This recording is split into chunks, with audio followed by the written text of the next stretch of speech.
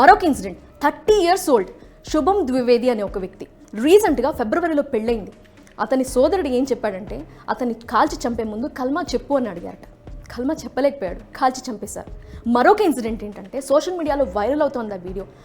యువ జంట, కొత్తగా పెళ్ళైన జంట, వాళ్ళు హనీమూన్ ట్రిప్ కోసం కాశ్మీర్ టూర్కి వెళ్ళారు. ఆ ప్రాంతాలు సందర్శించాలని చూడడానికి వెళ్ళారు. బేసురాన్ వ్యాలీకి వెళ్ళారు. ఆ నేపథ్యంలోనే వెళితే ఆమె భర్తని తన కళ్ళ ముందే చంపేస్తే ఆ బాడీ పక్కన కూర్చొని ఆ యువతి ఏడుస్తున్న దృశ్యాలు సోషల్ మీడియాలో వైరల్ అవుతున్నాయి.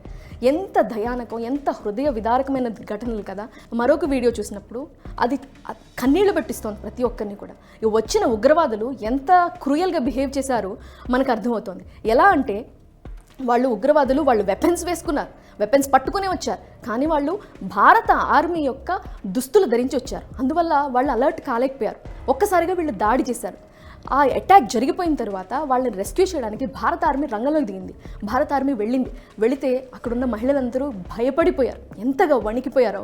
మేము ఇండియన్ ఆర్మీనే, భయపడకండి అని భారత ఆర్మీ జవాన్లు చెప్పాల్సిన సిచ్యువేషన్ వచ్చిందంటే ఎంతగా వణికిపోయారో, ప్రాణ భీతితో వణికిపోయారో మనం అర్థం చేసుకోవచ్చు. అలాంటి సిచ్యువేషన్ని వాళ్ళు క్రియేట్ చేశారు.